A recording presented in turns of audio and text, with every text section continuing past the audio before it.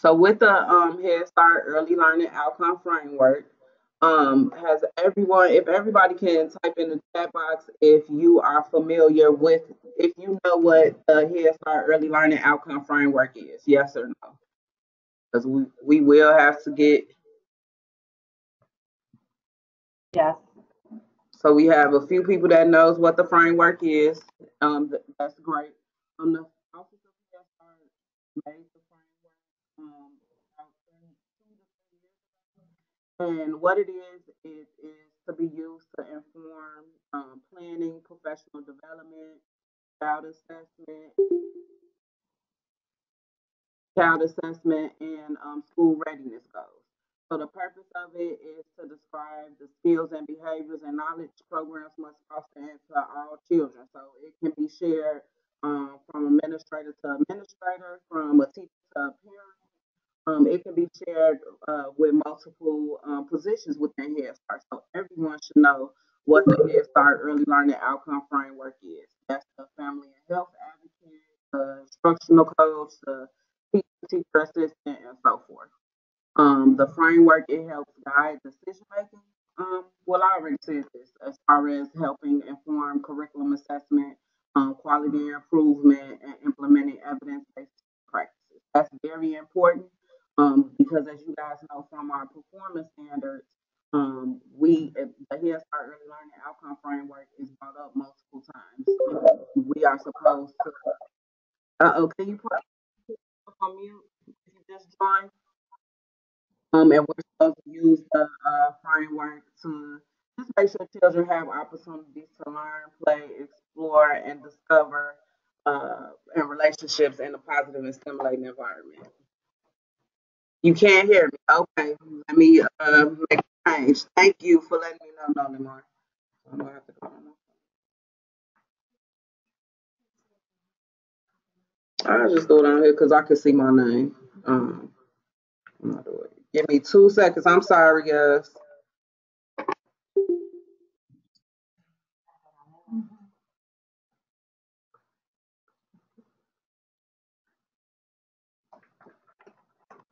Be able to just mute everybody else.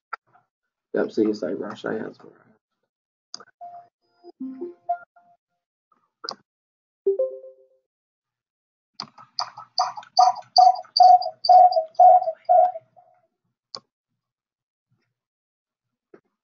All right. Uh-oh.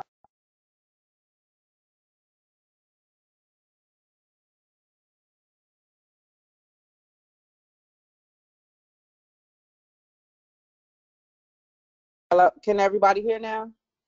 If you could just type in the chat box. Okay, thank you so much, Nolimar. And we could just pass it around. So we were talking about the purpose of the ELOF. So it's supposed to be used to inform planning around children in your program.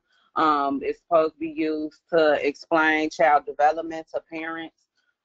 It's supposed to be used to inform our school readiness goals. When a couple of years ago, when the leadership team made the school readiness goals for the new school year, we made sure that those goals were already aligned with our assessment system, teacher strategies, and then the Head Start Early Learning Outcome Framework.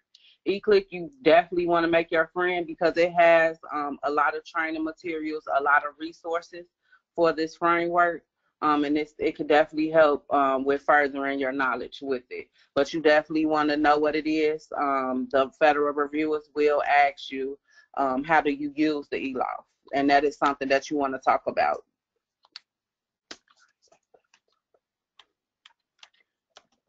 The framework, the guiding principles on the framework.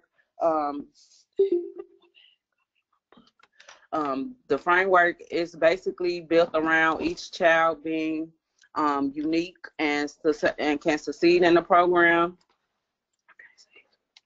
That learning occurs until the context of a relationship, and that's very important. We always talk about how important it is that we know the children in our program and we have that relationship with them.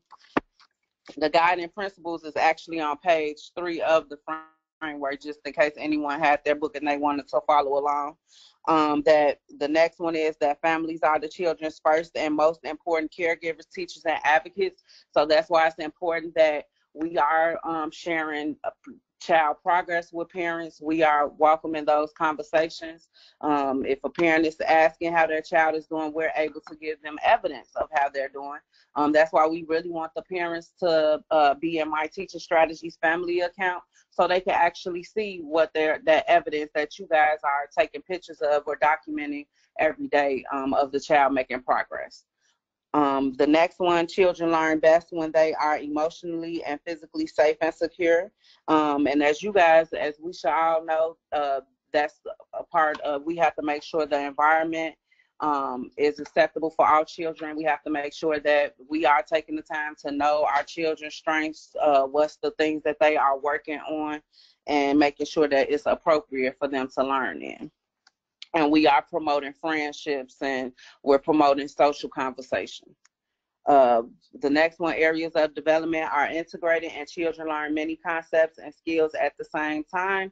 And that's already approved through our curriculum with the learning materials. As you guys know, when you look at an intentional teaching card, it will have objectives from the different areas. So it's not just, it might be a math intentional teaching card. However, it will have some language objectives, some social emotional objectives. So that is how we make sure that we are, that the learning is integrated throughout, and they're not just learning one thing at a time. Because when a child is participating in the activity, that's a relationship piece. They got to want to sit there and do it, and then whatever the teacher is doing with that child, it can relate to different areas. The next part, teaching must be intentional and focused on how children learn and grow. And that's a very important piece. We really have to make sure that our classroom times are balanced between child and teacher directed activities. And like during choice time, we have to make sure that we are getting around and going to the different areas to facilitate children learning and play. Because if they're playing with something and we join them, we can support them to make that play opportunity into a learning activity. But we have to make sure we're being mindful of what's going on, and we are seeing where we can make those teachable moments at. And then the last guiding principle to the framework is every child has diverse strengths rooted in their family, culture, background, language, and beliefs. That's very important. When every child starts the program, we review, we complete the education documents with them. The advocate finds out a lot of family information, but also you all have access to the Child All About Me form. And the emergency information form and transition plan. That form is actually telling you what's the child likes and dislikes, what is the family cultural practice, what are they okay with their child being exposed to, and what aren't they okay with. That home language survey, it's telling you how that child, does that child understand English, do they talk English, or do they talk in their home language at home or at school, and then how do they understand it. So, sorry guys, something popped up on my screen. Whenever anything pop up, your screen pause. So that is where you get that information, and it's just important that you guys review that information when you have a chance, because and using that to inform your planning. So if you know that you have a child that speak Spanish, how are you incorporating them and including them into your classroom? Do you invite their parent in the classroom to read a story in the home language? Are your shelves labeled with English and Spanish? Those are the types of things that we have to make sure that we are offering in the classroom. And do you have pictures of children, different age children, children with disabilities? Do you show children a picture of a child in a wheelchair? Do you have pictures of different family backgrounds throughout the classroom? So those are the types of things when you're thinking about including family culture and background in the classroom, and language and beliefs.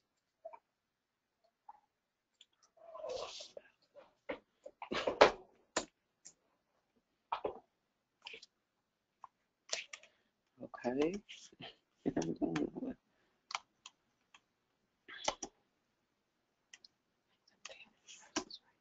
Anybody have any questions so far? This video we won't play. So if you do, just type the questions in the chat box. This video, if I play it, you guys can't hear the sound. This is on the eClick website. So if we can just make sure that you guys go to the eClick website, if somebody could just type what the acronym, the website address in the chat box so you guys could go explore, and just type in ELOF once you get there, and you will be able to watch this video. It's so cute. I just love it because it says there's the ELOF for that, because it really talks about what type of situations the teachers could use their ELOF framework for. So this next slide, it shows the structure of how the ELOF is broken down. And as you can see, the first, it shows the central domains of the ELOF. So there are 5 central domains. We have approaches to learning.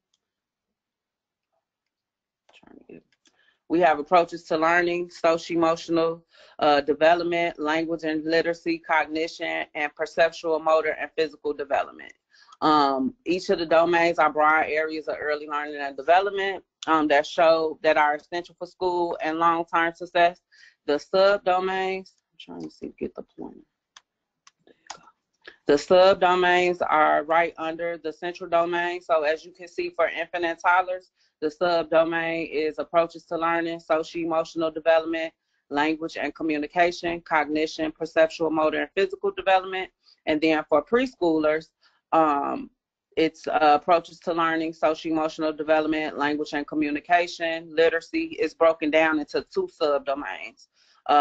Mathematics and scientific reasoning, and then it's the same as perceptual, motor, and physical development.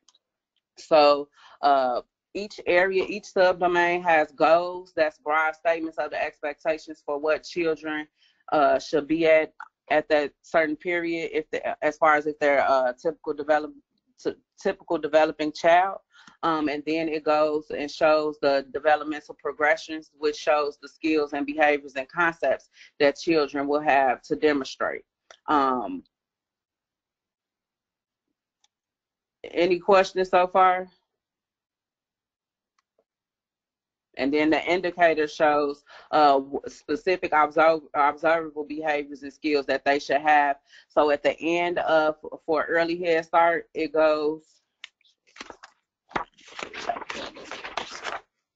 my bad, I'm flipping through my book. For early Head Start, the developmental progressions is broke down for birth to 9 months, 8 to 18 months, and 16 to 36 months. And then the indicators shows you what the children should know by the time they're 36 months. And then for Head Start, it's broken down 36 to 48 months, 48 to 60 months, and then the indicators show you what the child should know by the time they enter kindergarten. Please, if you have any questions or any comments, make sure you type them in the chat box. I'm looking at it as I'm going through. Okay. So for the framework it's used, so for infant toddlers, and I just talked about how it's broken up into the 3 developmental progression groups. And it just shows you what the child should know at each of those ages. The preschoolers, the way that subdomain breaks up, that's because by that age, we do expect more specific skills to be developed, more skills and behaviors during those ages. And by that 60 month, it shows what they should know by the time they reach kindergarten. The children with disabilities, we could use this with children with disabilities because we could use it to individualize instruction for them based upon where they're at. And we could use the framework in collaboration with the child's IEP, IFSP, or 504 plan. We could use it when we are individualizing, making our goals where we want to, making our goals with the family member to see where they want their child to be and aligning the IEP or IFSP goals. And then identifying the child's strengths and abilities to ensure that they are learning and they are the opportunities are maximized for that child in the program. And then we can also use it with our children.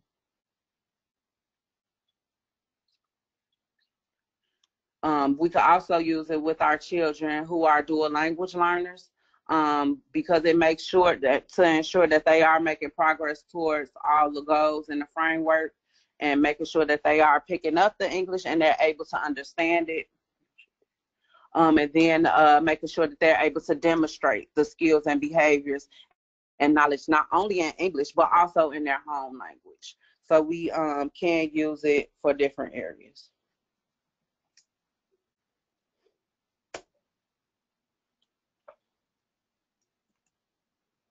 I don't know why it's taking so long to go to the next slide.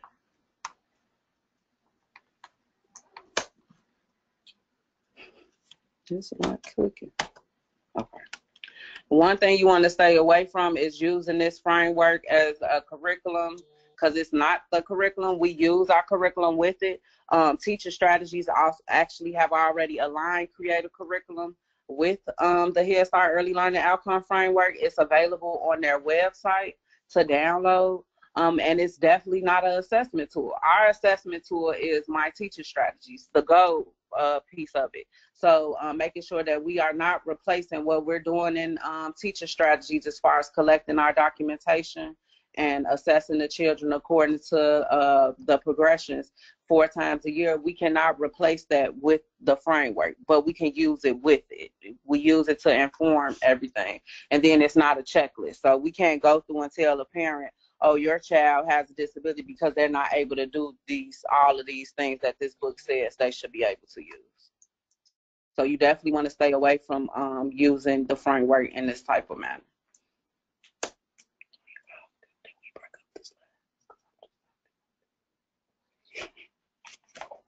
And then, so we had a question regarding approaches to learning and school readiness. So our school readiness goals, those goals are created every 5 years, and it's for the program where we hope to see our children at. We monitor those school readiness goals a few times a school year with the documentation and assessment data that we receive from our program. So we use our child outcome data to monitor school readiness goal progress and other areas. Approaches to learning is actually a domain, a developmental domain. And when you think about approaches to learning, it's in the book on page, it's actually, isn't it the first area they go through? Approaches to learning is on page 10 in the book. And approaches to learning, it really focuses on how children learn. So them being comfortable enough to engage in the activity, them creating something and talking about what they created. Approaches to learning is very similar to cognition and social emotional development. Each page of the ELOS, before it goes into the domains, it gives you a quick overview of what the area is. So you definitely want to make sure that you review it just so you can kind of have an understanding of what each area is. And then Marsha and LaQuisha want to add on to that. Yeah, and approaches to learning has a lot to do with self-regulation, because of course a child, in order to be able to learn, they have to be able to self-regulate in the classroom. They have to be able to calm themselves. They have to be able to sit and attend to whatever activity they're doing, and also to be able to be around other children and different noises and different movements of children. So it's a behavioral, social, emotional, and a cognitive goal, and it's definitely a very important part of school readiness to have a child be able to self-regulate, to be able to learn in the classroom. And if you look at the developmental progressions, it starts off from birth to 9 months with engaging with familiar adults, feeling comfortable, being able to focus and share joy. And then it moves on by 36 months that they're able to use various strategies to help manage strong emotions, removing themselves from situations that are stressful, covering their eyes. And then it goes on to preschool, to children being able to complete activities. If they get very frustrated when they're doing an activity, how do they cope with that? Can they walk away and come back, or do they throw tantrums? So again, a lot of the self-regulation piece.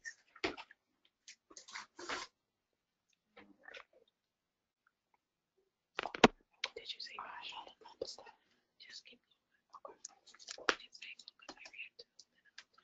Okay. All right, so using a framework, we can kind of skip this slide because we already talked about a lot of the different ways that we can use the framework.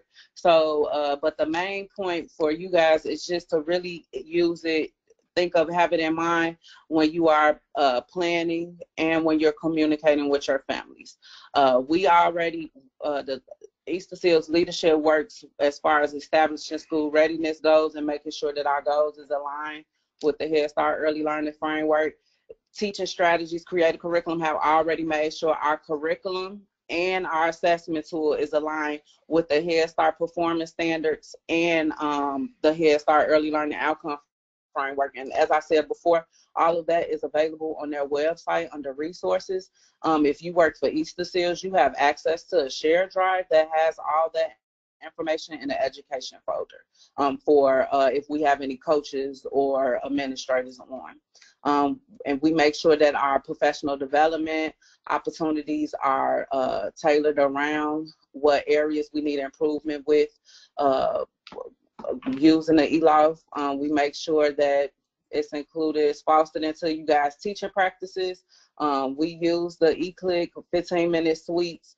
Those are the research-based practices that we should be using in Head Start. So we do make sure that we use the ELOF with that in mind.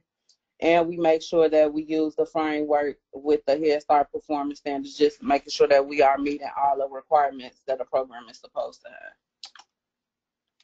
So the performance standards, it brings up the ELOF and quite a few performance standards. So as you guys should know, your site should have a blue book that's called the Head Start Performance Standards. Those standards was released last September.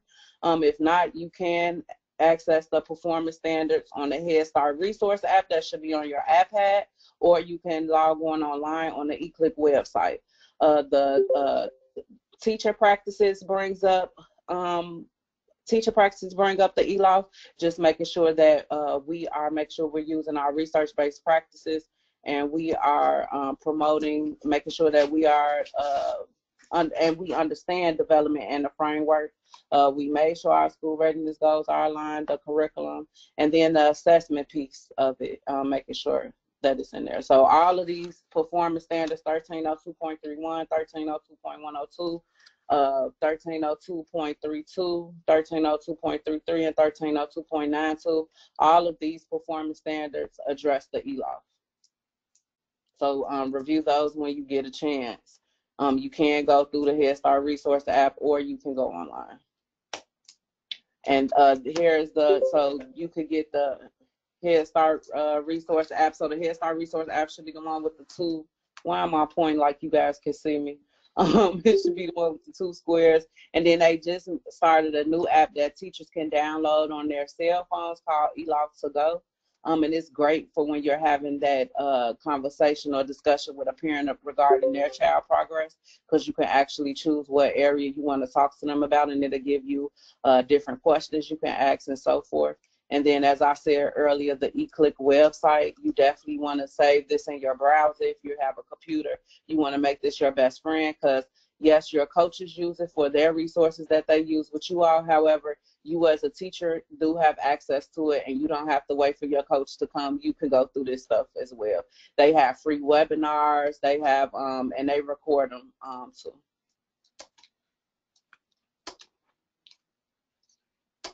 Okay. Does anybody have any questions so far? We can wait a few seconds to see if you guys can type any questions in the box and see what you have.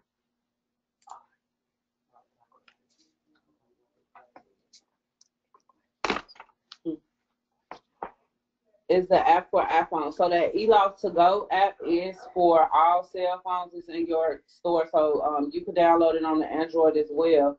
The Head Start resource app, everybody can download that, and it should already be downloaded on the iPads at the sites. If it is not downloaded, you can definitely reach out to us, and we'll be able to get it set up on your site, on your iPad or your device. Any other questions? We'll wait a few seconds to see if we have anything come through the chat box.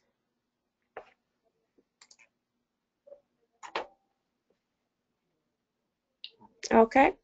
So we'll continue on with the quality education and child development services, all the good stuff. So with the teaching and learning environment, this is your classroom, what's going on in there, how things are going on. And over the course of the year, you always have someone coming in and out of your classroom, whether it be your site's admin staff or you have a class consultant coming in or a coach or any person that's working with the Head Start, Early Head Start program. It is to look at your learning environment and to make sure that it is a conducive and a great learning environment, a quality learning environment. And that's also a testament to why some of your sites are NACE accredited as well, going through and making sure that the learning environment is a great environment. So the learning environment, we want to make sure that it is responsive care and effective teaching going on. So the children that are birth to 3, we're looking at responsive care. As we know, they don't have much language, but everything that they do is part of their language. Their eye movement, their body language, crying, smiling is how they communicate with us. So that's why we want to make sure that we're doing responsive caregiving for those birth to 3 age classrooms. And we're also doing the effective teaching for the classrooms as well, making sure that we are asking open-ended questions, making sure that we are allowing children time to respond, and also ensuring that we're giving them plenty chances to learn the things that we are teaching. Making sure that the classroom is organized and is a great learning environment. We don't want anything around that's cluttered, a safety hazard, or anything that may we want to make sure that all of that stuff is put up so that we don't have any issues in the classroom.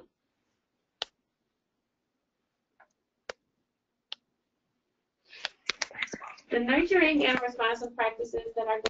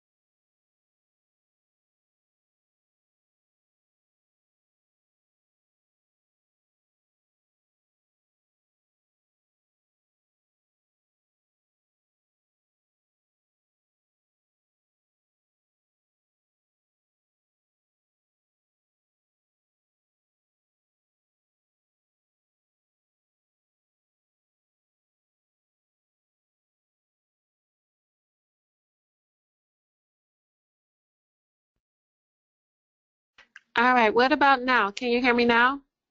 Now it sounds like that commercial. Great, awesome, perfect. All right, so not quite sure what's the last thing you heard, but we've just been going over the teaching and the learning environment, making sure that it is a great conducive learning environment. You want to make sure that you're promoting growth with the developmental progressions, which is what we're doing in Teacher Strategies Gold, which is our assessment system. So if you notice in Teacher Strategies Gold, all of the color bands overlap at some point in time.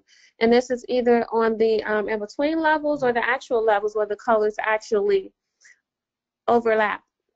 And if you also look into the actual ELOF book, you'll be able to see that those age groups overlap too. So for example, if you look in an ELOF and you see that the children that are in there listed, you may have the first group that says birth to 9, and then the next group says 8 to 18 months, and then the next group says 16 to 36 months. So there's always an overlap of progressional standards.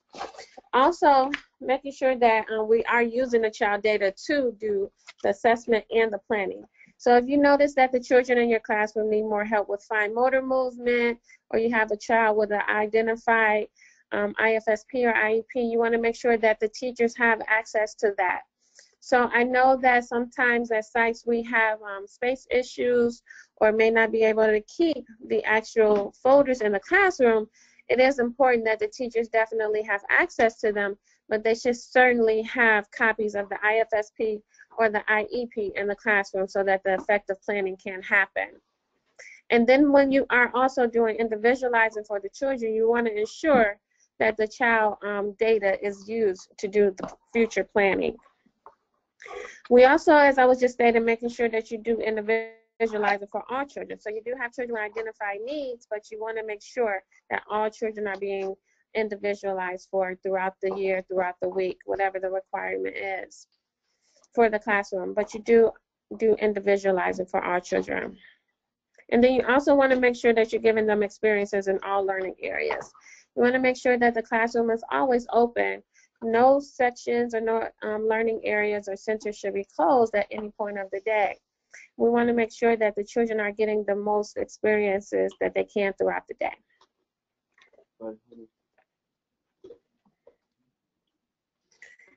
So if a reviewer comes in your classroom and they ask you what curriculum you're using, you always want to make sure that you're telling them that you're using what.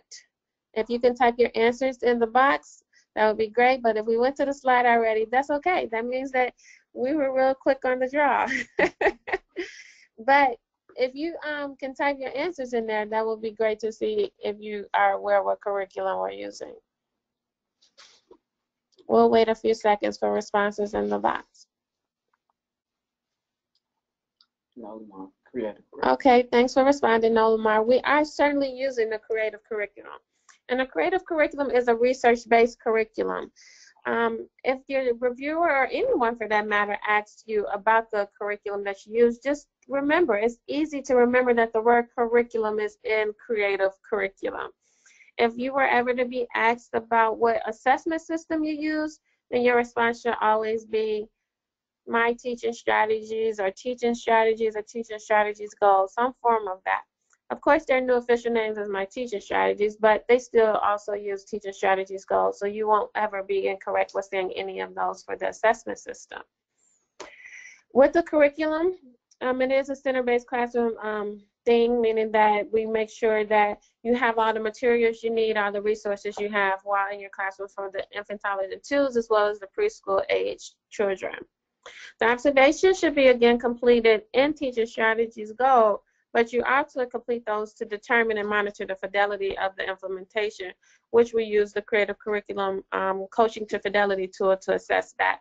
So over the course of the program year, a few times a year, your administrator or an identified administrator at the site, along with yourself as a teacher, should be doing a assessment of the tool, the coaching to fidelity tool.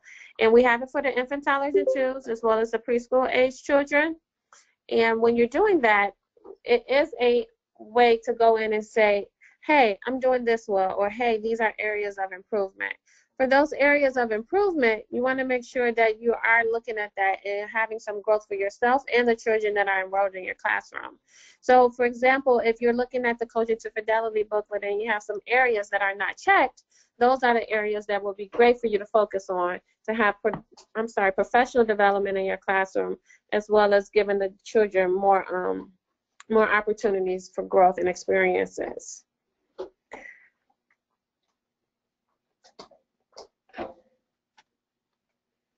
So the fun stuff of lesson planning. Lesson plans are required to be in the classroom. You want to make sure that they're posted and they should be executed weekly. Although it may be easy to plan things over time or in advance, that's always what we would recommend. But you want to make sure that you are at least having a weekly lesson plan posted in your classroom.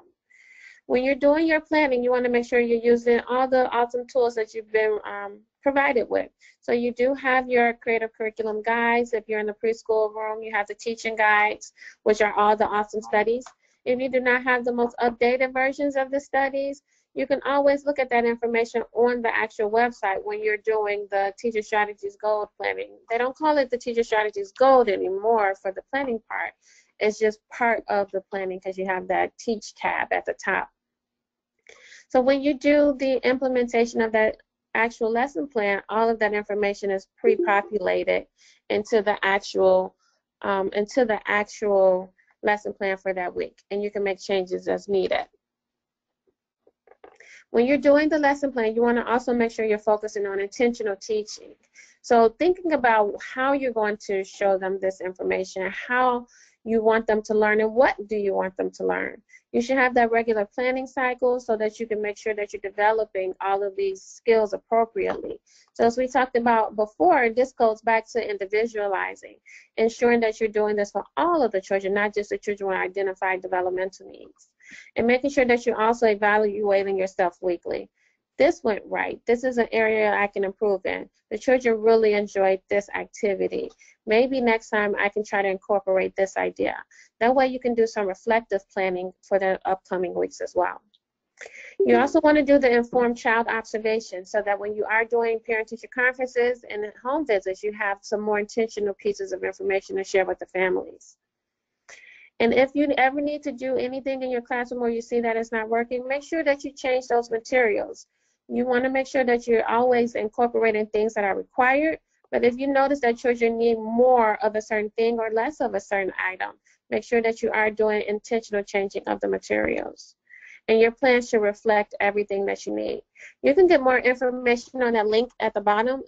If we need to follow up with anything, we can certainly share these links along with any other information.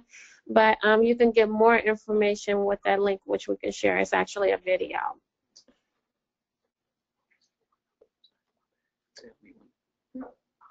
I know when to stop. So the awesome dual language learners that are in your lovely classrooms are special as well. We want to make sure that we are giving them the opportunity to feel safe and welcome when they are in the classrooms, because guess what? They're with you for majority of their day. So when they are in your classroom, you want to make sure that you are giving them that opportunity. So that talks about giving them, like Rashay was saying earlier, with the actual information of the different ethnic backgrounds in the classroom with via pictures or toys. You also want to make sure that the food that is in the kitchen area may be reflective of different cultures and different types of things that families eat as well. So when you have the dual language learners, you also want to make sure that, especially if you have multiple dual language learners in your classroom, you want to ensure that they do have the opportunity to be reviewed or screened in their home language as well. So the questionnaire, the questionnaire is completed with the families, and then it is put into Teaching Strategies Go, which is the home language survey. But then in Chicago, they also do that ESI. They give some questionnaires about, some questions about being in, not necessarily dual language learning, but the classroom, and giving them more information about the family and things that they do and that they need. This information can also be obtained from the All About Me form that's done at enrollment as well. As far as the teaching practices, you want to make sure that you're sharing these benefits of being a bilingual family, making sure that the classroom, as we stated earlier, is labeled in that language as well as English. You want to also make sure that you're creating engaging interactions in the environments. For example, for birth to 3, making sure that that home language is there, but whatever the exposure is, we want to make sure that, again, the kids and the families are comfortable with the children being in the classroom. In the actual teaching strategies, when the home language score is 2 or above, it will trigger the last 2 objectives, which are 37 and 38. And when those objectives are triggered, you want to make sure that you are being able to assess those children appropriately for those 2 objectives. And you also want to make sure that you're doing the screenings in that home language too when that is activated. And then this actually is a question that if you are a teacher selected for an interview, they might ask, how do you support your dual language learners? Best practice is that one teacher staff member speaks the most reflected home language in the classroom. However, we are aware that all of our programs are not able to hire bilingual staff, or they haven't been able to so far. So just making sure that you're connected. If you have a administrator in your building that speaks the home language and you need support from them, saying, you know, I connect with my the administrative assistant. She comes in the classroom sometimes. We may ask a parent to volunteer to read a story. And in the classroom sometimes. So just using your different avenues if you aren't able to speak the child's home language, because we definitely have to expose them to it. Indeed, and that is very important. I was in a classroom the other day, and they were telling me that they do actually ask the parents, what did the parent and that child talk about at drop-off? And I did suggest that they can certainly ask that parent to give them some language tips or some words that they use so that they can use throughout the day, because both of those teachers are English-speaking teachers. We also want to make sure that we're culturally sensitive to the classroom. As we were stating before, we want to foster an environment of acceptance. We don't want anyone to feel left out. And the reviewers will ask those type of questions. What are you doing to include all children? Not just children with disabilities, but all children. As you know, Head Start, Early Head Start is a program about families. It's not just about the children that we serve, so how can we support the families that are in our programs?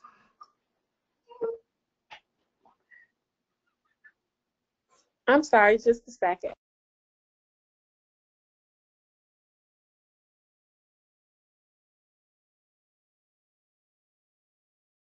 All right, I apologize about that.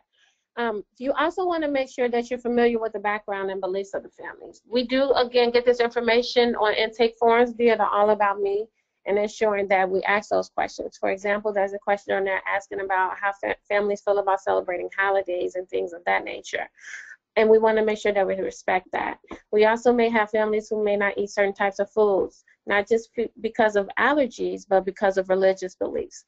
And we want to make sure that we're respecting that as well. And this, again, goes into supporting all families and not just children with special or varying abilities. If the staff do not speak the home language, we want to make sure, again, that, as we were just saying at the last slide, providing this through various sources. This may also include some small research on your own to see how can you incorporate, how can you incorporate those varying aspects of a person's culture or a family's culture in your classroom. Another thing that's important is to remember your routines. And it is always easy to develop a habit, and it's always hard to break one, right? So by the time that you go in and you're doing your routines, and it's easy for you to do it how you normally have been doing it, not all the time are we following all the steps. So it is very important to follow all the steps for things such as hand washing, diapering, napping and resting, and transitions between activities. It is very, how would I say, it is, we do know, we all are aware that there is a process, for example, when diapering the children. The hand washing, the prepping, the getting the actual table prepared before the child even comes to the table. Making sure that the actual child is washing their hands. You as a teacher are washing your hands even after you've taken your gloves off. All of those things should be posted at the diapering table, but you should also be following those things. During the interview process, they may ask you some questions, but also during the actual observation, they will be looking at those procedures. We want to make sure that you are following those procedures and making sure that you have that information posted in your classroom. If you do not have any of those posts in your classroom, please be sure to reach out to us and we'll get that information out to you. But if you do need any help or support with hand washing, we can reach out to our health and nutrition team to give you some support with that as well. I hope they won't be mad that I'm volunteering their services, but we want to make sure that you are understanding the process, because although you may be used to doing something, again, it is a process, and we want to make sure that you're doing the right process, because reviewers will be observing those times. You also want to make sure, as I was saying, with the transitions between activities, making sure that there's no long wait times, making sure that if you are having a waiting period, we do know that sometimes there's a wait period from an activity to lunch, from washing hands, from coming in from outside, to doing other things. You want to make sure that at least one teacher is helping doing something and the other teacher is doing something else. So that transition may look like the teacher or the children are reading a book, or there's some singing going on, or guess what? One of those awesome mighty minutes that you have in your classrooms are being used. And making sure that you are following your routine. So whatever your actual daily schedule is, making sure you stick to that. If you've in the past noticed that some things need to be changed around, or certain times need to work for different classrooms or may not work for yours and you need to switch, make sure that you're discussing that with your site staff, and also that you are following your actual um, schedule. I was about to say lesson plan, And sorry. please remember, infant room teachers, clean the diaper changing pad in between changes and wash hands. If it's a baby, wipe their hands off. But if the child can stand up, please assist them to wash their hands and wash your own hands. They will be paying attention. They will count. If you put two children back to back and then wipe the surface down, they will document that.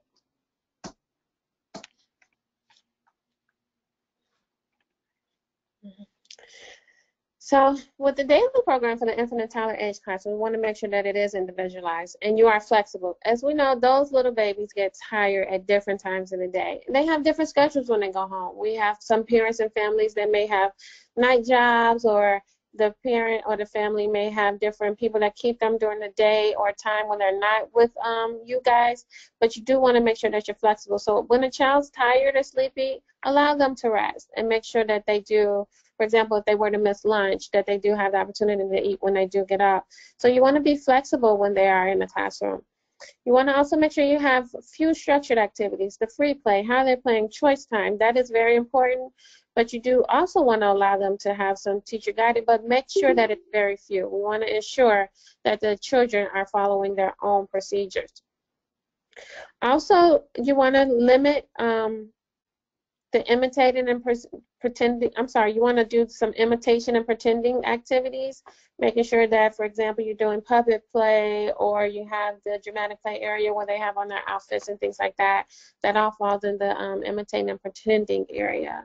Stories and books should be in all areas. You can have stories and books in your block area. You can have different things over in your pretend play area. Music and movement is important. Most children love to dance. I know I saw some awesome dance moves this week. So you want to make sure that the children get that opportunity. They actually like to hear your voices singing. Even if you feel like you have a shower singing voice, they still want to hear you singing. The sit and water table should always be open as well, ensuring that they have that opportunity. Although you may have rules such as so many children at one table or in one area at one time, you always at least want to make sure that that opportunity is there for them to play with those items. Outdoor play should always be followed too. So if you do have any toys or things that you take out with you, and then also if that's on your schedule that you go outside, or if you go to your gross motor areas and things like that, make sure that you're following that time. And ensure that your small groups activities are in short duration. You don't want any long wait times, such as your group time or your morning meetings, things like that. You don't want those to be extended. Although you may be having your circle time and things like that, which is great, just please don't have them as long activities, because children will get distracted very quickly, and then it's also not good to have them sitting for long periods of time.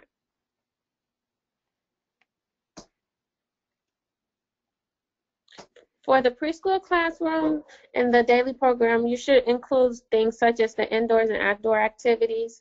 Again, this may include taking some things out with you. For example, if you are doing painting and it's nice outside, make sure you're giving them the opportunity to do that.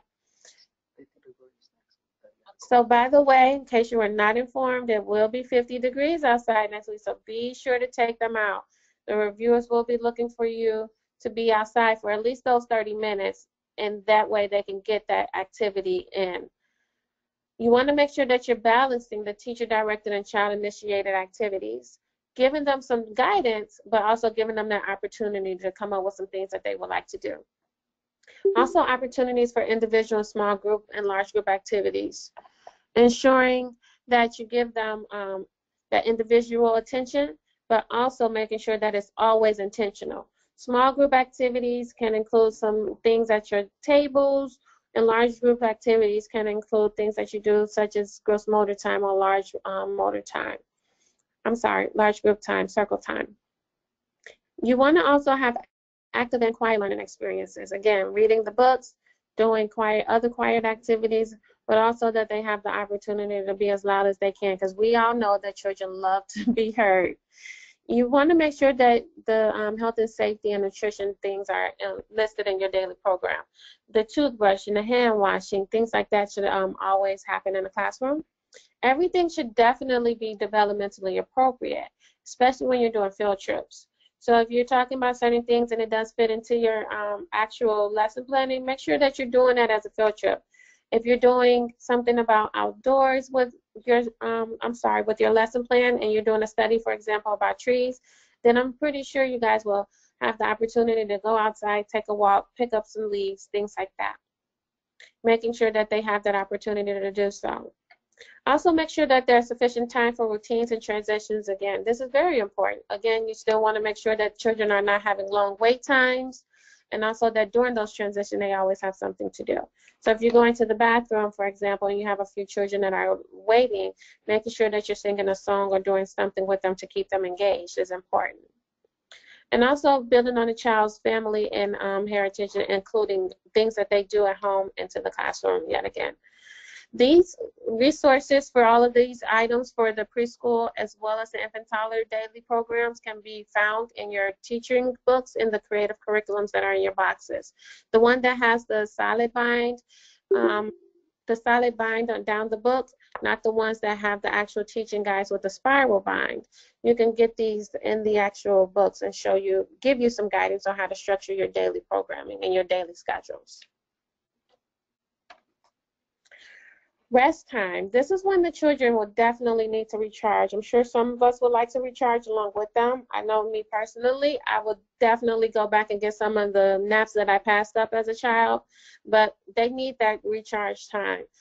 During that time, we do know that some children do not sleep, but we want to at least accommodate them and give them that opportunity. So children are always encouraged, but we can never force them to rest. We do want to give them the opportunity to try to rest, but it's okay to give those quiet activities for those children who do not rest. They may read a book on their cot or things of that nature. And again, the infant and toddler rooms it's just really based on when they're tired. We want to give them that opportunity to sleep whenever they are tired or sleeping.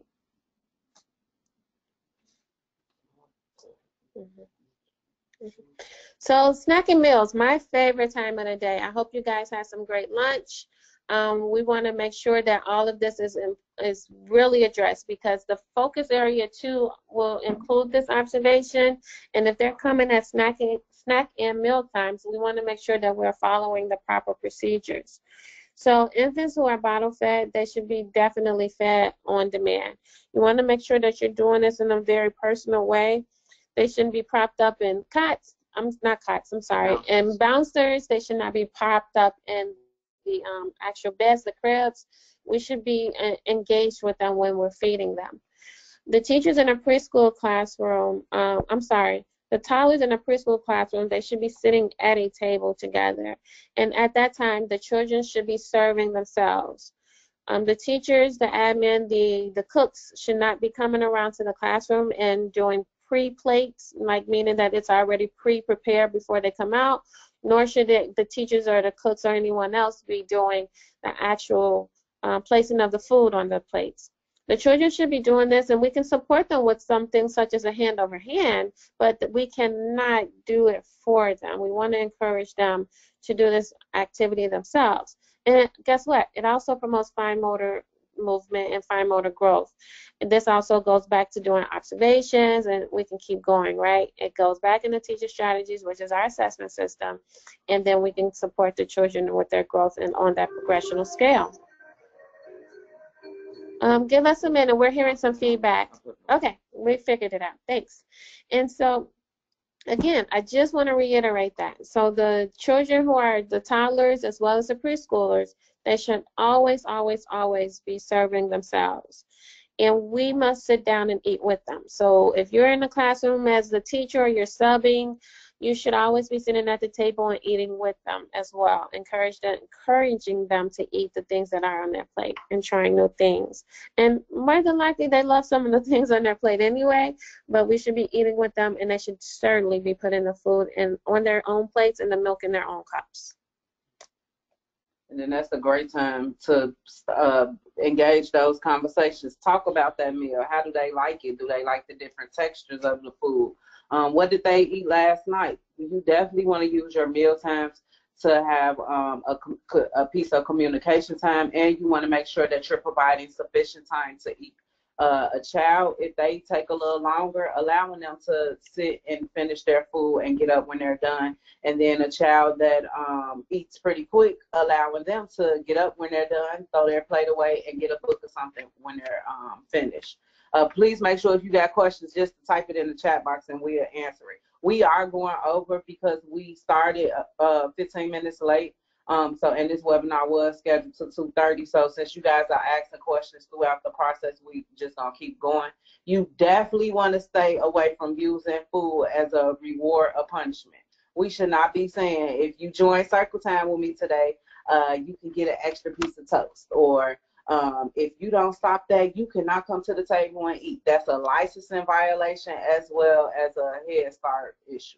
So we definitely got to make sure that we just provide the children with breakfast, lunch, and snack throughout the day, and not using it as a reward or a punishment. And to keep going on that, even though it's not related to food, we don't want to do any rewards or punishment type of conversation with the children at all. So making sure that you're staying away from language such as, I'm going to tell dad or mom and things like that too. So I just wanted to point that out because we've heard that too.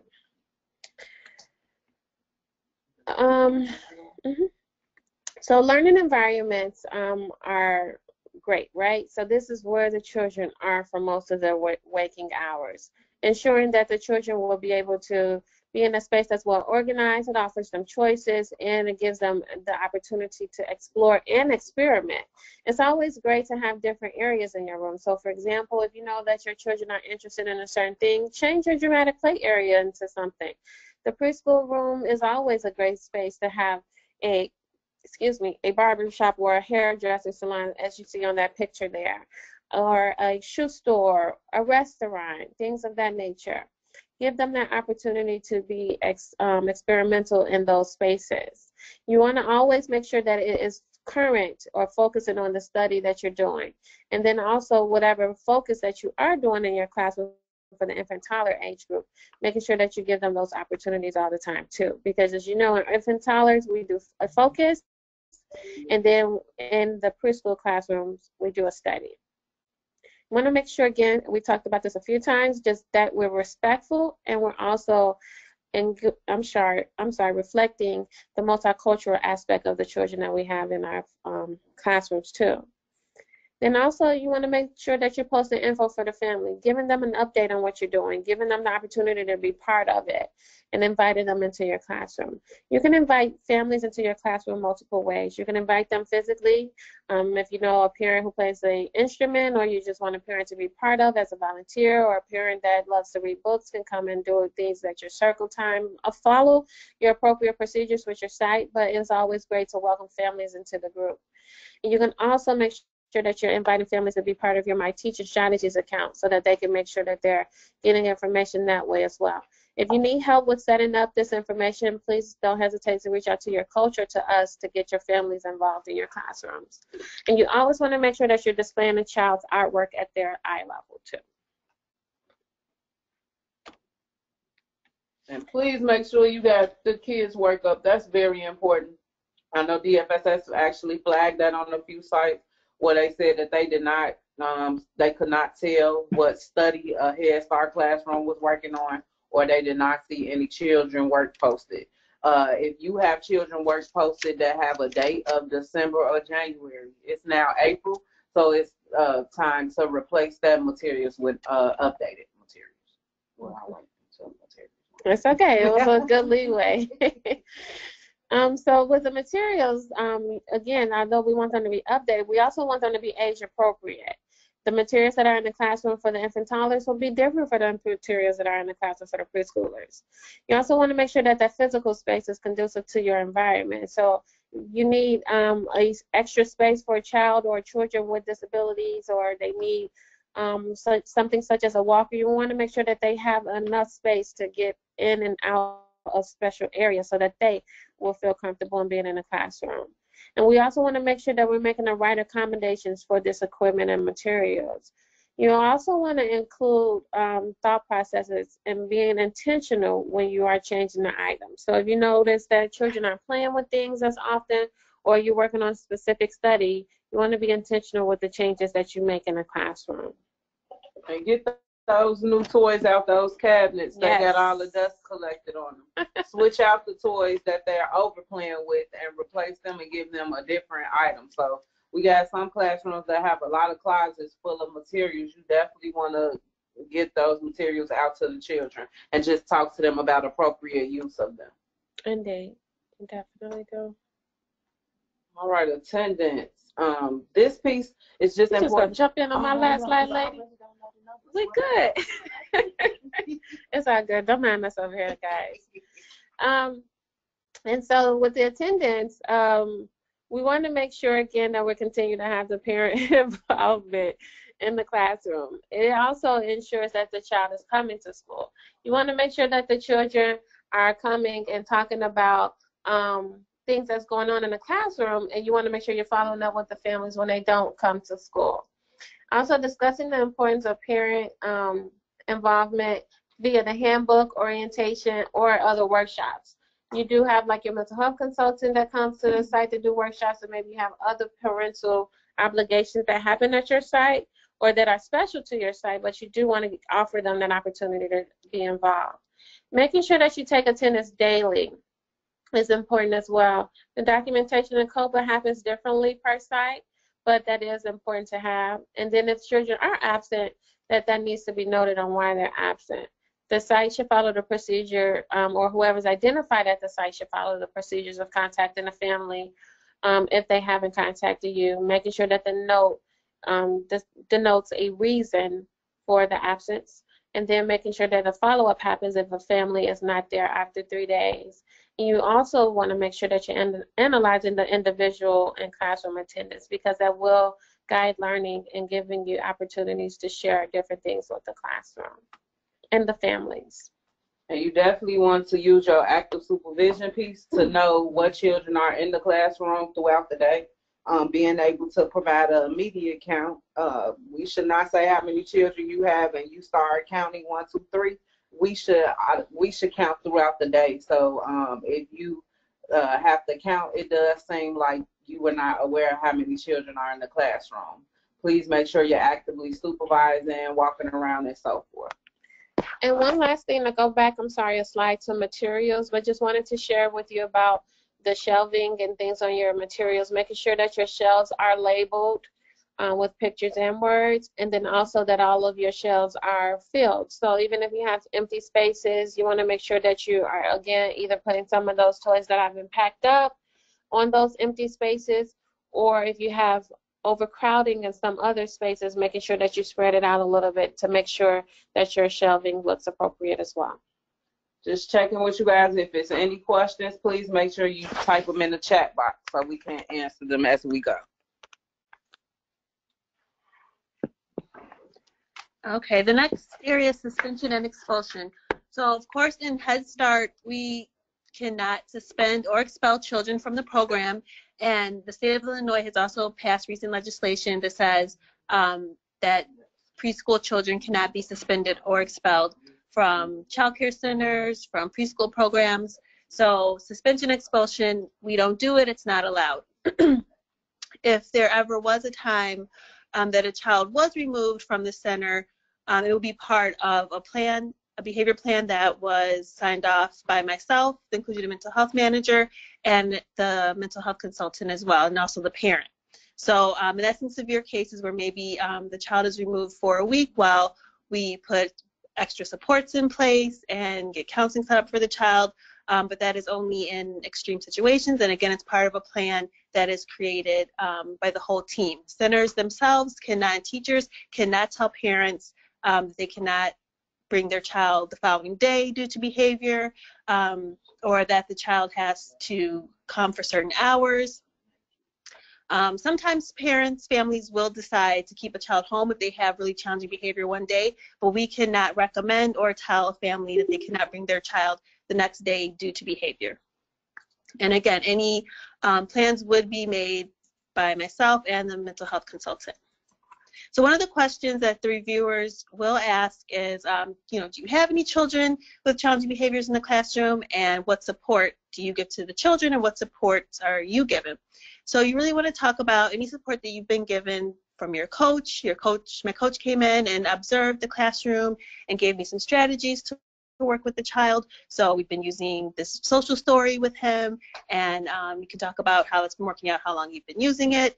You can talk about how the mental health consultant has come and observed your classroom, done individual observations, provided any feedback to you, if they've done any modeling or if they've done any trainings for you. Any times that you've met with the parents, we want to make sure you highlight that, because parent involvement, and talking about maybe things going on at home, maybe strategies that the parents use that you've tried at home. You want to make sure you talk about that. And just all those little things that we don't think about every day, but that do help support children with challenging behaviors in the classroom. Maybe even from your director, maybe the director will come in and help you if you have some challenges in the classroom, or your director sent you to a training that was really helpful. You want to make sure you talk about any professional development that you've received on dealing with challenging behaviors for children in the classroom. Okay. We want to make sure that we're embedding positive behavioral support strategies into the classroom. So things that we're doing so we don't have to suspend and expel children. So we're using positive supports in the classroom, such as, again, visuals, timers for children, giving them those extra reminders, any strategies that the mental health consultant has given to you, maybe if it's 5 minutes that you spend every day with that child, individual time, and also making sure that we're using positive language in the classroom. So instead of calling out that child at group time that isn't sitting, you're calling out the children that are sitting so nicely. Oh, Susie is sitting so nicely. I love the way that Danny's sitting. I love the way this person is sitting, instead of calling attention to that child who maybe isn't sitting. Making sure that you have classroom rules posted, you're reviewing those rules, and you're talking about things in the classroom that might happen during the day, especially for children that you know might have certain behaviors. Maybe sharing is an issue for them. So at group time, you're talking about, as you know, you're picking areas to go to. What happens if you're in an area and one of your friends takes your toys? What can we do? Using any CSAFL materials that you have, those cards, the conflict cards that you use, making sure that if you have those and you're using them, that they're out and you are using them and you're talking about them when you're interviewed. And then, again, making sure that you're documenting any challenging behaviors that you have in the classroom. We have those behavior charts with the boxes where you just check off every time a behavior is happening. So making sure that you have the documentation, and we're using that to make referrals when needed.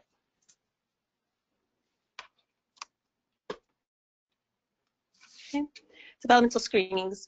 So another question that the reviewers will ask definitely is about individualization. So we want to talk about all the things that we use to individualize for children. So one of those things that we do use is developmental screenings. The ASQ SE is our social emotional screening. The ASQ3 is our developmental screening we use for our early Head Start children, and the ESI is the screening that we use for our 3 to 5 children for developmental. Okay, so Nalimar has a question. What is the next protocol after the teachers, admin staff, and disability coordinator have made a behavior plan and the child is still having challenges? Okay, so and depending on how long, and we do know that it does take a while for behavior to change. So often, 6 to 8 weeks, we'll work on a behavior plan with the child and making sure that that the strategies are being used consistently, and that anything that is recommended on the behavior plan is being used consistently in school, at home, for at least a period of time, usually 6 to 8 weeks. So if after that 6 to 8 weeks, there's still challenges and you haven't seen much improvement, you should be meeting again with your mental health consultant, your disability coordinator, the parents, your admin, to talk about the plan, why maybe things haven't progressed the way that we were hoping. Is it because the strategies weren't being used consistently? Was it because the child just wasn't reacting to them? Maybe the strategies didn't work out for that particular child. Maybe it's something else that's needed. Does the child need a referral to early intervention or to CPS? or maybe for outside counseling. But there should be another meeting held to talk about the behavior plan and to update it if maybe changes need to be made, or if other referrals need to be made for that child. In extreme situations, again, other arrangements might be made, but again, that would come from myself, the mental health consultant, and the director at the site, and the parent as well. So I hope that answers the question. And then also during that period, making sure that teachers are documenting what's going on. So if they are using the strategies consistently and the child is still not reacting to them, the behavior isn't getting any better, making sure that they're still documenting all that. I tried this strategy and this was the reaction of the child. I tried this intervention and this is what happened. So it's really important when we're reviewing it to know how the child reacted when a certain strategy was tried. And knowing, again, when these behaviors are happening so we can better determine what the best next step should be for that child. Okay, so back to screenings. So in collaboration with the family, we complete screenings.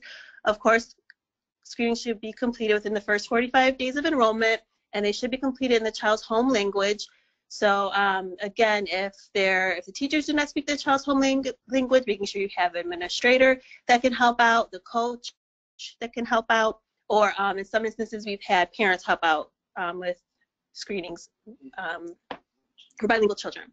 So we want to make sure that the results are shared with parents. So we have the screening results form that all parents should sign off on. They should be in their education folder, so all parents are aware that a screening was done on their child and they're aware of the results and any follow-up that's needed. And then again, that we're using the screening information to help us in the classroom individualize for children. So when the reviewer asks you, how do you determine individualization for children, you can say, well, after doing the ASQ with the parent, we learned that that one child needed some extra help with language. So I started to do extra language activities with the child. I started making sure that I was using more language with him, that I was using self-talk, all of those things that you would do for a child that needed some extra help with language. And if a referral was needed, then you can start to talk about that.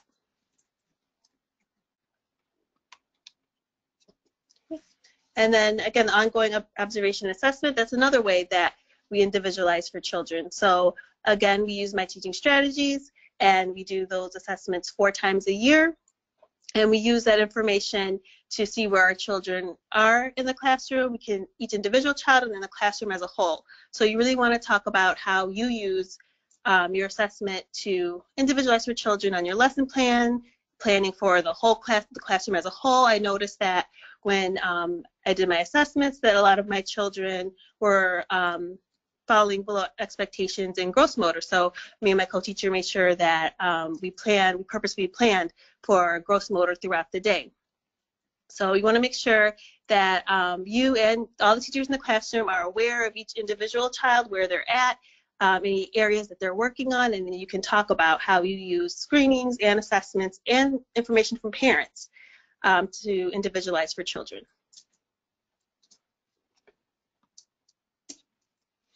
Mental health and well-being. So we want to make sure that our center, our classroom as a whole, has a culture that promotes emotional well-being and social emotional growth in children.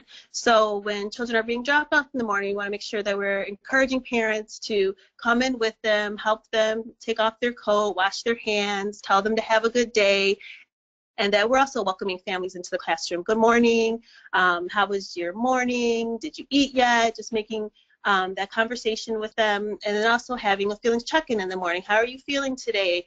Did you have a good night? Did you sleep well? Asking parents any questions about the child in the morning, just so you'd be aware. Again, that you have visuals up in the classroom, you have feeling check-ins, and that you're using them. You're using emotional language in the classroom, so not just happy and sad, but using other words, excited, frustrated, tired, using all kind of emotional language in the classroom. And hopefully you have maybe you have dolls in the classroom that have the different feeling faces. You have books in the classroom that talk about emotions. And of course, you should all have a calming corner in the classroom. And an area that's identified for children to go to when they're tired, they're upset, they need a break. They know that they can go there and take a few minutes of break. They can relax and get adjusted to rejoin the group. We want to make sure that parents are also aware of their child's social emotional development, so that they're involved, of course, in the screening process, that they're involved in any interventions that are happening for any children, that they're aware of any plans or any special things that you're doing for children, and they're involved in every step of the way. And again, that our environments promote social emotional well-being for children. We're limiting suspensions, and referrals are being based on screenings and assessments. Inclusion. So, of course, children with suspected identified disabilities should be receiving services within the least restrictive environment. So that means for children 0 to 3, if they have an IFSP and their therapists are coming to the center, they should, best practice, they should be performing those services in the classroom. We know that sometimes for our children, especially if they're receiving physical therapy, they might have to go to a room that has more space. So that's okay, but whenever possible, a staff member should be with them. If you can even bring another child with them, that would be great, so that they're in the least restricted environment, they are with their peers as much as possible. And also, it's a great opportunity for teachers to be involved in the child's therapy, to learn about the child's goals, and to be able to implement some of those things they're doing in therapy in the classroom. And to talk about that, is a good time to ask questions about maybe something that you're trying with the child in the classroom, or if the child has some behaviors that you're working through. It's a good time to talk to the therapist and get some input, some support. And for our children, our 3 to 5-year-olds that go to CPS, they are placed in least restrictive environment. Some of our children are in self-contained classrooms, so maybe they have 10 children, but most of our children, all those children have disabilities, but most of our children are placed in blended classrooms, so that they're children with and without disabilities. We want to make sure that reviewers will ask if you have any children with disabilities in your classroom, so you want to make sure that anyone in the classroom is aware of any child that has a disability, they have an IFSP or an IEP, and that they know where it is. It should be in the black box, in the yellow folder. So you want to make sure that anyone in the classroom knows where it is, and they also know what's on it. So they know, I know that this child has an IEP for speech. He goes once a week to get his speech services at CPS, and on his goal, we're working on using 3 to 5 word sentences. So you want to make sure then also that it's reflected in the environment. So if you have children with disabilities, you should have visuals up in the classroom. Maybe you have some fidgets that some children use during group times. Maybe you have, maybe a child has a weighted vest or headphones that they use, the noise canceling headphones. Individual schedules, those should be up and in the classroom. If you have any other materials they have, maybe they need extra cushion or something to help them sit at circle time, you want to make sure that those things are out in the classroom and available for the child to use, and that you can articulate how you use them. Oh, well, this child has a hard time sitting at group time, so we give him a fidget that we let him use. He also has noise canceling headphones to help him in the classroom interact with all the other children. Weekly lesson plans reflect the children's individualization and modification, so you want to make sure that you are individualizing for all children, and especially children with disabilities, on a weekly basis, and that should be working with the goals that are on their IEP or their IFSP, and it can be a goal that they've been working on for several weeks, because we know this is something the child will be working on for a while, usually for a whole year. So it's okay to be working on the same goal, but just using different materials, and making sure that it's not the same activity week after week after week, that you're changing it up. Making sure that there's full access and participation in the classroom. So even a child that's nonverbal, making sure that they have opportunities at group times, that when you ask the question of the day, you're not just skipping over a child because you know that he can't answer, but that you have ways for the child to answer. You're letting him point to something or giving him a visual to use, so that that child can participate in the question of the day or other areas. And making sure that everything is, of course, accessible in the classroom, and that if you do have a paraprofessional that's supporting in the classroom. That paraprofessional is not just in the corner with the child, but that all teachers are taking turns with the child. And that goes even if you don't have a para, that both teachers in the classroom are taking turns with the children who need extra support. Again, making sure we have visual supports up in the classroom. We have our individual visual schedules, the first and then schedules. And if you need any of these things, please let your coach know, or if you have a paraprofessional that you're working with, please let them know so they can make those things for you. And again, that we're addressing and preventing challenging behaviors. Prevention is key for challenging behaviors. So we want to make sure that we have planned transitions, that children don't have long wait times, because that's when a lot of our challenging behaviors happen. That at group times, that your group time isn't 30 minutes long, that you have a variety of things for children to do in the classroom to keep them busy and to keep them engaged. So it is 2:30. Well, it's 2:29. So we not gonna go through these slides.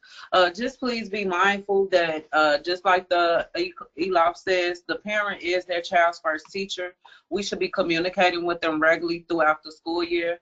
If a reviewer asks, hey, how do you talk to your parents? How do you check in with your parents? You definitely want to think about the different ways, whether it's seeing them when they drop off or pick up.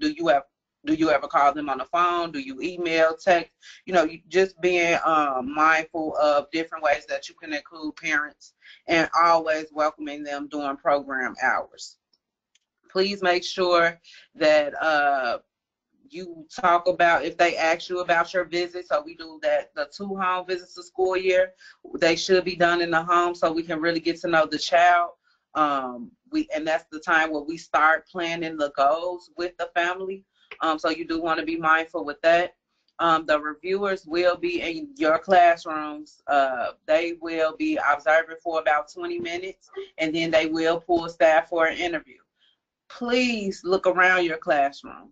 Look at your sockets, making sure that you have your plug-ins, making sure it's clean, making sure that your toys have been sanitized, making sure that your shelves have been wiped, and your floor has been swept and mopped, and making sure your cribs. It's very important that our babies are sleeping in clean cribs and sleeping on clean cots. So just making sure that we are doing everything we can to have that safe, clean environment is very important for this review. Making sure if your playground is not accessible, please make sure you have a sign on your playground that says that you can't go, it can't be used, and then having some type of gross motor replacement activity that the children can do.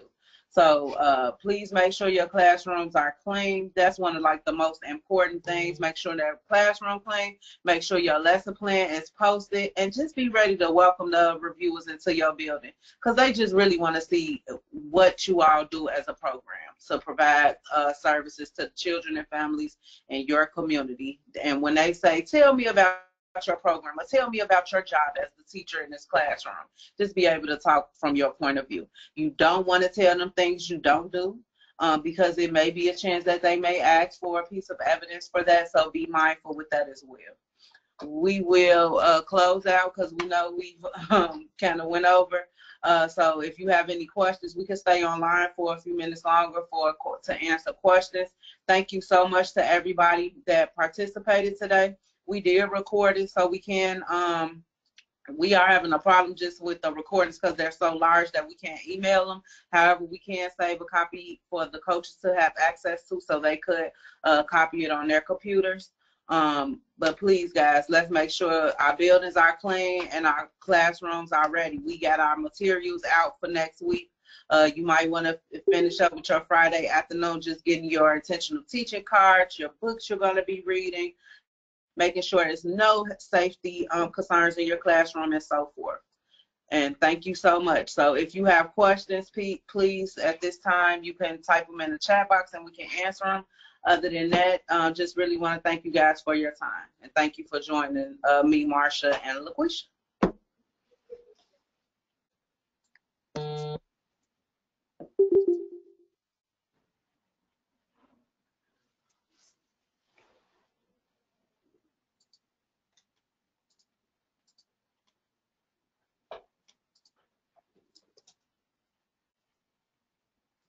And if you wanted to ask a question, you can unmute yourself and ask too if you don't want to type it in the chat box.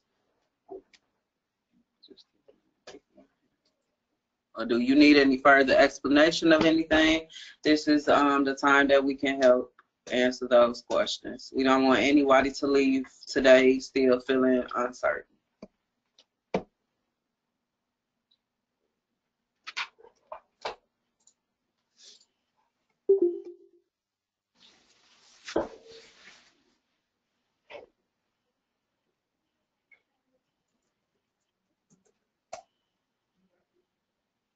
Ms. Rochelle, Yes. I know Anna Maria asked a question about the age 2 Hold on just a second. I can't hear you. Can you say that again? Anna Maria